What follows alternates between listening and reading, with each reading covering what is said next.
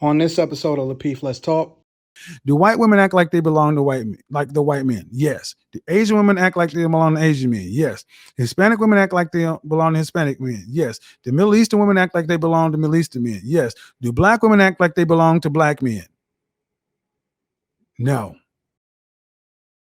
I think the problem is when we inundate our media with those stories. And I think the problem is when we make them public for mainstream. You know, some things it's kind of hard to do in this day and age, but some things I do think should be kept amongst us, you know, and I think that was one of the issues with The Color Purple. Like, of all movies, of all statements and stories you can tell to mainstream society, why would you tell that one? But I did just want to make sure we don't downplay the experiences. It's not a matter of downplaying. It's a matter of, you know, like Waiting to Exhale. There are several stories in Terry McMillan's book, but the positive ones she didn't tell in the movie because that wouldn't have sold as many tickets. And the character of Mr. Has been mythologized. I mean, has been pretty much made into a standard in Black America, where if you ask most women, did you have this character in your life? He may have existed, but he is far more not the norm.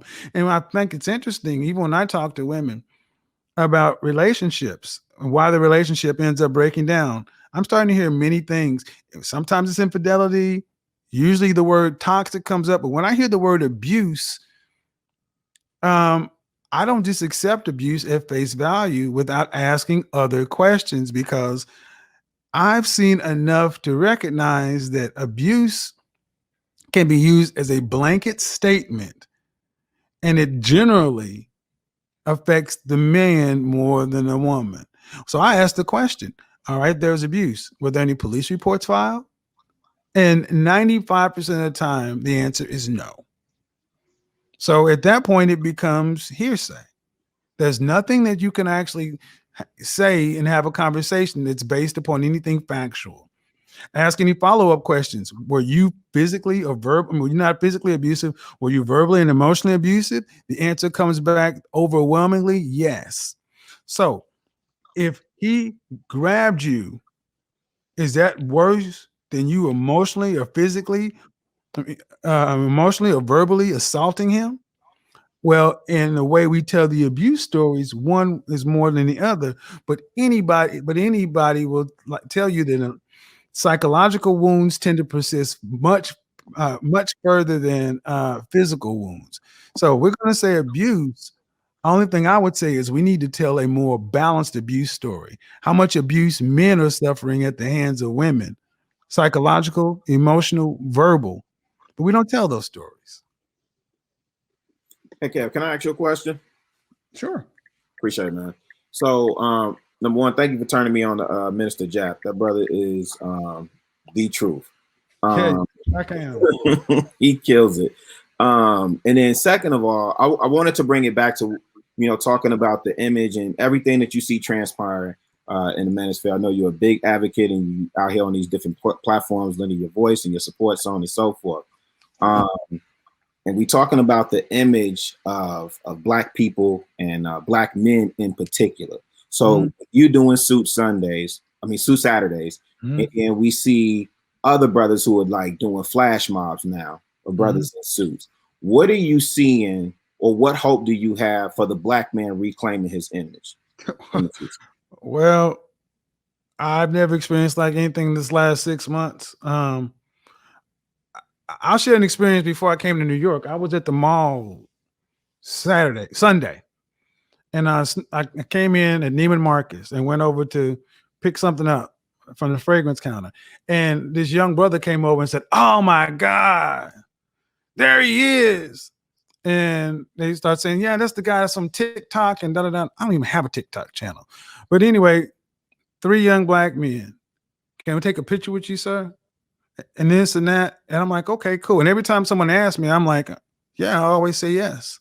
That turned into a 30-minute photo session with people throughout the mall. There were young rappers. There was one young, I'm not going to say his name, but he was there with his entourage and he wants to take photos. And I'm hearing these young men, young black men who would normally, why would they be following a 50-year-old image consultant? But there's, yes, sir, no, sir. You've changed the way I look at this, look at that. And I'm starting to see an impact with young black men under the age of 25, because while they may be walking with their entourage with a bag full of Fendi, Gucci, Louis, this, such and so forth, that young man is looking at me as somebody his father's age or older. And I'm seeing a level of reverence and respect I have not seen from young black men since my youth. Now, whether they can articulate it or not, or whether they want to put a suit on is irrelevant. The fact that they are seeing something in a black man that they openly admire has an impact on us all, to the point where I was in Neiman Marcus and even my sales reps and the manager like, what's going on down here? They're like, there's a star in here. And they're like, it's Kevin. They're like, Kevin? I'm like, and they just know me from being in the store and shopping and doing what I do. But the security guards are coming out, and it got so bad I actually had to go out the side door because there were more people wanting to take photos. That's not something I've ever seen before. That kind of excitement from young black men about somebody speaking positively about our image and the way we project ourselves. And it wasn't, yeah, man, you be cutting up and you be telling them this and that. Well, that was some of it, obviously, but that wasn't the push of it. So while I don't expect folks to be walking around in suits, because that's not everybody's image. A caring about how we present ourselves in the way we look, the way we behave, the way we communicate, and the way we appear online. You know, I don't know how many of you guys remember, or if you remember the Cosbys, but people used to rush to get home to watch the Cosby Show because that was the first depiction of a middle-class black family where a doctor and a lawyer and the kids in the college, we were proud. They used to give us good times and give me a break, and what was the with Arnold and Willis? We had never been in control of our own destiny, so we've got an opportunity here now, and I'm seeing black men actually with some pride, man. Yeah, I agree. I was curious around your take and what you see for the future, and I did want to ask another question, if I could, while we got you here on the panel. Go ahead. I think one of the most emotional shows you did was about a month ago, and it was when you was talking to the therapist, and you asked her. Yeah, we were talking about this tonight, and I mean, I think that it made it clear for a lot of brothers in terms of, because I didn't think any of us knew the divide between the black man, black woman, and I remember you had to take a breather, and so we kind of touched on that topic tonight. What JR did, he asked, do black women belong to black men, and there seemed to be a disconnect. I distinctly remember how you set the question up and how you asked, the young lady. So can just briefly, for the audience who may not be familiar with it either, can you just walk us through what happened that day and then what the totality of that question means to us as a community?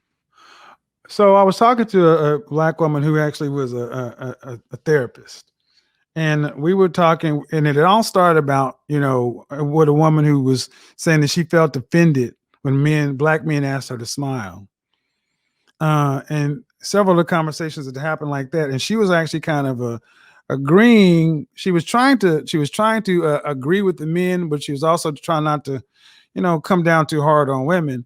And as we were going back and forth, I'm like, and I got to the point where I was like, smile. We're asking just for a simple smile. And I said, do black women even act like they belong to black men? And she said, yes. I was like, I want you to answer this question, not aspirationally, but practically.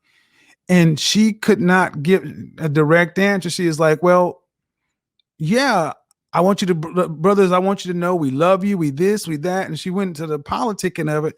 I was like, no, answer the question directly. But I saw her, or witnessed her struggling, trying to not be direct. And I said, okay, do white women act like they belong to white men, like the white men? Yes. Do Asian women act like they belong to Asian men? Yes. Hispanic women act like they belong to Hispanic men? Yes. Do Middle Eastern women act like they belong to Middle Eastern men? Yes. Do black women act like they belong to black men? No. And I was like, well, there it is. And she's like, well, I guess we don't. And it was, and she had already said that every other race of woman acted like they belonged to the corresponding man of their group. When it got to us, there was no more wiggle room. And she had to say it. There was no more aspiration. It was just that.